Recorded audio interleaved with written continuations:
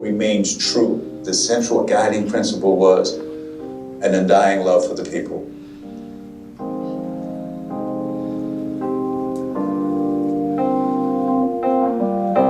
And now it's winter. To feel like winter in America.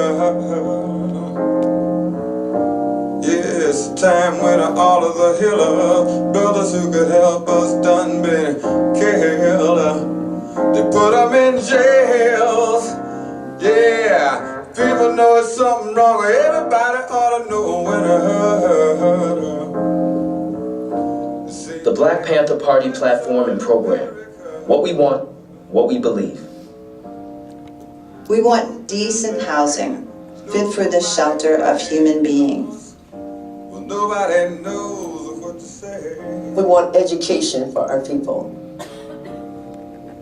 Truth is that we want an immediate end to police brutality and murder of black people. We want land, bread, housing, education, clothing, justice. Nobody fighting because, well, nobody knows what to say.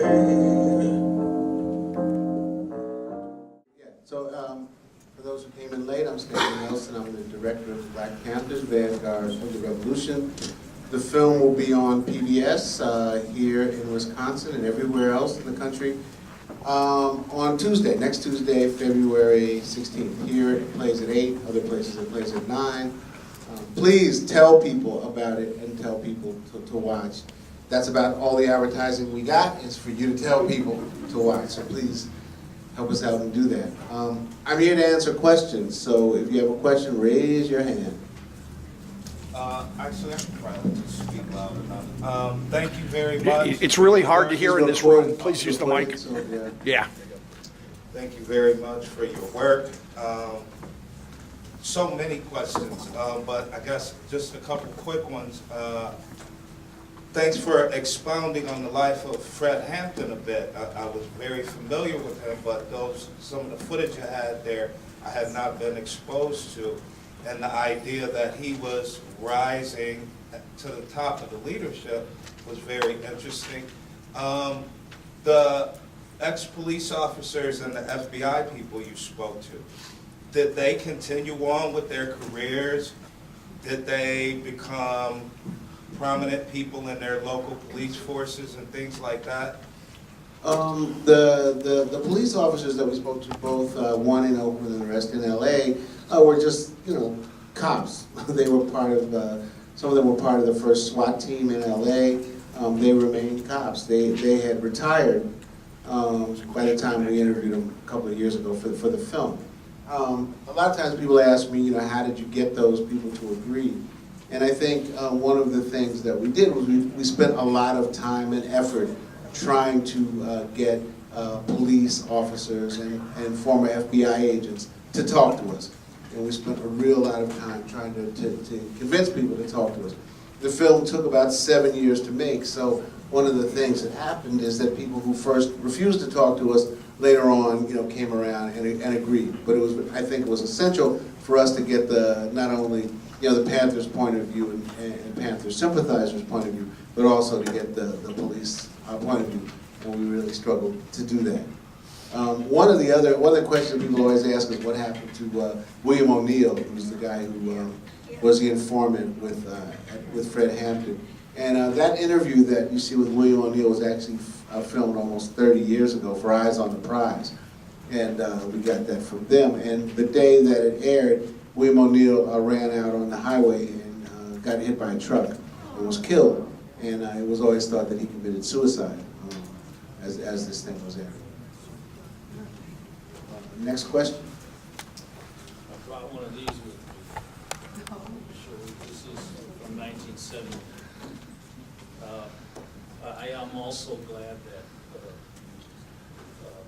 showed the rise of Fred Hampton, and it was clearly he was the main proof of that the FBI COINTEL to really assassinate a rising leader that could galvanize not just the black community, but what he began to do in Chicago was organize all the communities around the same common needs, the intercommunal concept that's created, which is what this paper is the intercommunal news service, and that's what it turned into, and that attempt in Chicago really rose him to make him the #1 target. I happened, and my friend here happened to be the remnants of a group that came after the Young Patriots in Chicago, and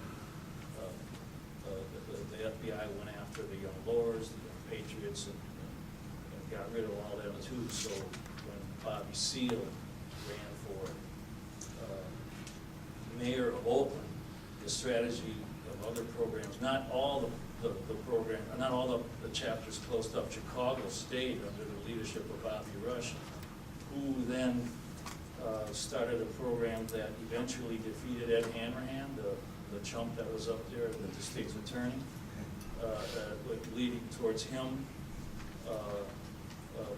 Bobby being elected city alder, and then getting into the House of Representatives and Congress, which is still there now, and also the only person that ever beat Barack Obama in a campaign. And Helen Schiller. Sorry to interrupt. Do you have a question? Well, I just wanted to just thank you for that. And could you explain where you got the footage of Fred Hampton stuff? So yeah, a lot of the Fred Hampton footage came from Mike Gray, who's in the film. He's the one who says, what does he say? That you couldn't have. He's talking about the trial of Bobby Seale, and you could have put a sign on it that said slave. So Mike Gray was a filmmaker who was in Chicago and started making a film about the Democratic Convention and the riots at the convention, or whatever you want to call it. That's not the best word, but what happened at the convention. And then he came upon Fred Hampton and was so fascinated by Fred Hampton that he started making a film about Fred Hampton. And so when Fred Hampton is murdered, they call up Mike Gray, and he runs over there, and he gets into the house right after the police left, so all that footage of the blood and the mattress and all that, Mike Gray shot. He also shot the Young Patriots Party stuff too, and that was part of some of the film that Mike Gray was making. He actually made a film called The Murder of Fred Hampton. That's an incredible film, and that was really influential on my life, because I just happened to wander into a theater when I was about 20 years old. I really literally wandered into this theater. And it was the first time I had ever seen a film that had a real kind of political point of view. And it was really made me kind of interested in filmmaking at that point. Mike Gray passed away a couple of days really after we did the interview. And I should say that 5 people who are in the film have passed away since we made the film. Julian Bond, Mike Gray, and the 2 guys who were in the shootout in the house, the 2 Panthers, the guy who said I felt free, and the other guy who was all shut up, they both have passed away. So, one of the things that I think that points up to is the need to tell these stories now. We probably finished the film just about a year ago, and you couldn't tell this story now in the same way because 5 of the people that we interview have passed. Hi, thank you. I'm Sandra Dell. I'm a professor in the Department of Afro-American Studies here. And I am teaching a course now on the Black Arts Movement of the 1960s, and I did ask my students to please come here, but I think it's kind of cold. And so, well, you made it. I did. Well, I'm going to make it, yeah. But I also appreciate that this is now available for us to use. But my question has to do with the amount of research that was done in this. Can you talk about your research and how you acquired all of this archival material? Because we've got bits and pieces of newsreels and so forth on video about the Panthers, but this was just remarkable, incredible. And the other point is that you didn't sugarcoat it. I mean, you brought out the issue about Newton's serious problems and his craziness, his insanity. I was surprised to see Erica Huggins, though, because she was beaten very badly by him. And can you talk a little bit about how you managed to get her to speak? I should say, thank you so much. I forgot to say that, again, the film will be on next Tuesday, February 16th, but also if you go to theblackpanthers.com, which is our website, theblackpanthers.com, you can find out information about where it's going to play. You can actually order it now.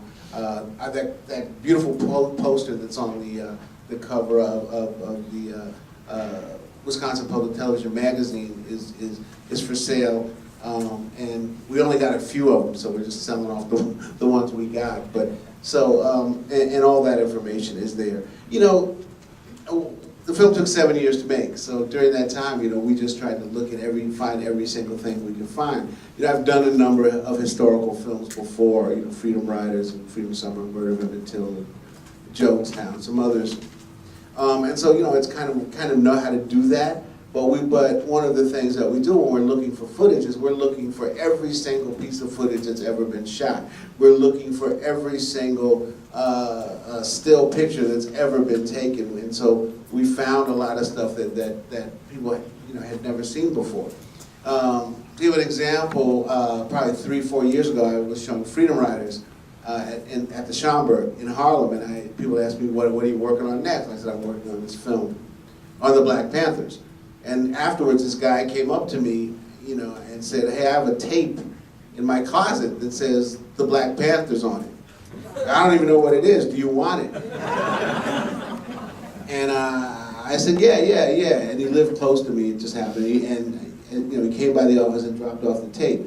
And the tape was in this really old format. It's called Portapack, if anybody remembers. Portapack was the first home consumer videotape that was made as a system that was made by Sony. And it was like a reel-to-reel videotape. So you had a big box that you hung on your shoulder, and it threaded up like an old-time tape recorder. And then you had a camera that attached to it. And it was the first time that people could actually go out and shoot video by themselves, not in the studio. And this is what he brought by. So then we had to figure out how to transfer it to something that we could use and how to see it. We finally did, and that's the argument that Eldridge and Huey had. That's that tape. And so it's just, you just never know. So it's like kind of, a detective thing. You try to, not leave any stone unturned. Another guy those photos we used, his father was a photographer in Oakland, and he, had a whole garage full of stills, and, he let us kind of go through them, and some of them were negatives, and we had to try to figure out what they were, but he had a couple of early pictures of Bobby and Huey and the beginnings of the Panthers. So it's really just kind of looking, trying to find all the networks, trying to find everything you can.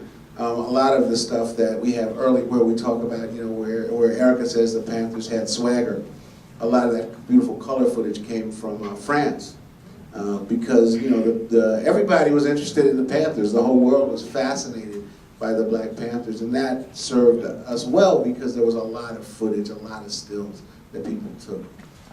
You asked about Erica Huggins. It's just a matter of trying to talk to people honestly, and one of the, it's really hard when a film takes years to make, and most of it is not fun. But probably the only good thing is you have a chance to have deeper relationships with people, and people who don't want to do it the first year start coming around when they see that you're really serious, over years, and we're able to film Erica. I should say that there were some things that Erica told us that she didn't ask us not to include in the film, and so we did. It was sad because it was even more powerful. But how much bad Huey can you have? You know what I mean? We call it our bad Huey section, and we just wanted to give you an idea of Huey. We didn't want to beat on Huey, and that's really a choice that is a hard choice for a filmmaker to make. When have you gotten the idea across, and when are you beating a dead horse? That's a bad figure of speech, but what are you doing? Like piling it on, and we didn't want to pile on, but we wanted to give you a sense of, that Huey was probably truly insane at the end. Hi. As a current activist, I just can't express how much gratitude I have for your work, and things of that nature. I think it's just so ironic that I'm learning about this, and just a couple days ago, Beyonce was, her dancers were dressed as the people that I'm learning about, so it's just fascinating. Well, I asked Beyonce to do that. I called in my favors. Good call. I'd like to ask, if anything, what are some upcoming projects are you working on that maybe we can expect from you, if anything? So now you've got me hungry. Thanks. Also, if you go to our website, which is firelightmedia.org, you can find out about all the other films and how to get those films, and a lot of them are still being used. So this is part of a three-part series. It's a very loosely connected three-part series that we're doing for PBS. So the first film is the Black Panthers, Vanguard of the Revolution. The second film is about historic black colleges and universities and kind of like this long 150-year history and kind of telling American history through historic black colleges. And then we're going to work on a huge series. It's supposed to be 4 hours on the Atlantic slave trade and the business of the trade. So it's not about slavery as such. It's about the trade in humans and how that was kind of one of the first multinational businesses that included not only the United States and the New World and Brazil and all the Caribbean countries, Europe and Africa were all part of this business. Next. No, I just wanted to. Can you hear me? Yeah. Oh, okay. I wanted to thank you very much about the part in the beginning where you talked about the many layers of people, and it was a beautiful way to describe us in our multidimensional ways that we develop, and how many ways we can be seen by others, and ways that we also go in different directions, the other part. So I really love that, because I'm at a certain age now where I'm looking back on my life now, and it's, you have time to review your life a little bit. So the other part was that the FBI, total evil, and that divide and conquer, it seems to always work, and in this case, it couldn't. You can't, they couldn't control not having it divide and conquer. And I was going to say that with what's going on now in politics, I think of Karl Rove as an incredibly evil person, and there are other people like him that are brought in to substitute or to take the place of the FBI. From your perspective, how strong is the FBI now to be able to continue the kind of evil that they did in this case, because they're the people that are the thugs behind the thugs that brought, them down. I hear you. I'm not sure, where the FBI is at this moment. You kind of never know. But there are a bunch of other forces, besides the FBI. I do think that the FBI, at the point of the Panthers, had a special role because of J. Edgar Hoover. J. Edgar Hoover was a special individual. J. Edgar Hoover, to get it in perspective, J. Edgar Hoover was the agent that hounded Marcus Garvey out of the country and pretty much framed Marcus Garvey in 1923. So now we're talking about 1968, and he's still in power, more powerful than ever. So I think that J. Edgar Hoover was special, and I think it's important that we understand that. And I thought one of the most amazing things about J. Edgar Hoover's FBI is they documented, everything they did. The stuff that we have in the film, those are the actual FBI documents. Some of them we got from FOIA, some of them we got from other people who are writing or have written books about the FBI. So those are the real documents. So it wasn't only that they did what they did, but they kind of wrote it down and wrote memos and were very clear about what they wanted to do in destroying the Panthers. And I think that's kind of amazing. Yes. Over here, actually. Yes, you've alluded to this, but could you just expand on the idea that the past, these things that happened 45 and 50 years ago, is really not past, that it's still relevant in the here and now. Here in Madison, a young man named Tony Robinson was killed last March. I was down in Selma at a breakfast where young people of today were meeting the people who were young back in 1965. And all these connections were made, and when people discovered I was from Wisconsin and what had happened, I probably heard from people in 25, 30 other cities that had had the same thing happen to a young black man. So for the young activists that are here, other folks, you know, even though the film was made a year ago, it was hard to comment on that. What have you reflected on or learned upon in the last year? You know, I think that's important to understand. We started this film 8 years ago. It took 7 years to make. It's been done for about a year. And you know, I thought the film was relevant 7, 8 years ago. You know, I thought that you know, the idea of police brutality was relevant 7 or 8 years ago. It only became more relevant and more public, you know, a year or two ago. I think the one thing we have to be clear about is we're not talking about, you know, oh, the police were bad in 1966 and then they were good until 2 years ago. You know, we're talking about a continuous, you know, way that the police have acted, you know, towards African Americans. And I think the other thing that we should always think about is it didn't start 50 years ago. It's what was the purpose of the police, you know, vis-a-vis the black community. It's always been that. You know, the police were slave catchers. The police, you know, whose job it was, whose duty it was to return you to slavery. You know, I mean, that was the law. You know, if you got to Boston, if you got to Wisconsin, wherever you got, if you got recognized or caught, their job was to take you back. Okay, and so, you know, the relationship of African Americans and the police has always, I think, been negative. It's always not been, you know, a great relationship. You know, my father, who grew up in Washington, D.C., talks about how when he was a boy, they would tell him, you know, if he was downtown, they'd say, you know, what are you doing down here after dark? You know, you better get up back to where you belong. Or they would beat him. And this is what he grew up with, and this is in the 30s. So, you know, it's not something new. I think the good news is that young people, both black and white, are recognizing it and doing something and trying to do something about it and will do something about it. And it's not only young people, it's everybody. I think what's happened in this country is that people are now recognizing it. You know, I think that what happened is, you know, there was a joke that, you know, white people, you know, are saying like, well, what? Why didn't you tell us? And black people are saying, well, we've been telling you.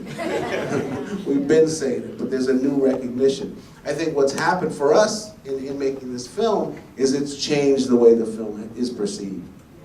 You know, I think that, you know, if the film had come out 2 years ago, there would have been a lot of doubters and a lot of pushback against the film. That really hasn't existed because, you know, what can you say? People could have said, oh, the Panthers were terrorists, they were wrong. But, you know, what the Panthers did was, you know, try to police the police because nobody else was doing it. I think, you know, it's hard to argue with that at this point. Yeah. Sure. You got the mic. So my name is Chris, and I'm like, as he was talking about Tony Robinson, I'm one of the activists that was out there because I was one of my friends that it happened to, and I was just, you know, while watching the movie, I was thinking like, would it necessarily be wrong if like something was to occur like that again? Like, you know, not necessarily all the violence and everything, but you know, just with like people like going against the movement and all like coming together, you know, would it be necessarily wrong like to drop everything and like do something like that? I don't think it's wrong. I mean, I think that hopefully, you know, the Panthers, this movie can be inspiring. You know, one of the best things that I heard said was we did a screening and Emory Douglas, the artist, was there with us, and somebody asked a question like that, and he said, no, you know, the Panthers, the Black Panthers and the Black Panther movement should not be a model. You know, we're at a different time, a different day, but it can be an inspiration. It can be an inspiration to people. You know, when there's a picture early on where Big Man Howard is talking about how the Panthers started, you know, and they're standing out there in somebody's yard, and it's Huey and Bobby and Big Man little Bobby Hutton, and the Forte brothers. There's 6 people, and that was the Black Panther Party. That was it. So they started from, these 6 guys who said, there's something wrong in our community and we have to do something about it. Then they looked at the fact that kids were going to school hungry and said, we have to do something about it. What can we do? I think that's very important. So I think that, I'm very hard and positive about young people, because young people, are really, looking at things and saying that we've got to change things. And I think that that's really important. What I always say is there's never been a revolution of old people, right? It's always young people. There's not an old folks revolution, and there's not going to be an old folks revolution now, I'll tell you that. It's up to young people to make change. And I think one of the things that's happened over the years is for young people, they don't have the examples. They haven't seen change happen, but it can, and it did, and it can, and it will happen again, and it will be up to young people whenever that happens. How come no reflections from Bobby Seale? We just couldn't reach an agreement with Bobby Seale to participate in the film. We tried our best to get Bobby and to make that work. Sometimes, you just can't get everybody you wanted. It just doesn't work. But we tried. Bobby Rush? They asked about Bobby Rush. Bobby Rush was really sick when we were making the film, and couldn't, and it was something, I can't remember what it was something with his throat or something, he could not talk. He's much better now, and actually we're doing a screening on Thursday in DC, sponsored by Bobby Rush and I think it's Barbara Lee, are doing a sponsored screening. So I haven't met him yet, so I'll be on Thursday.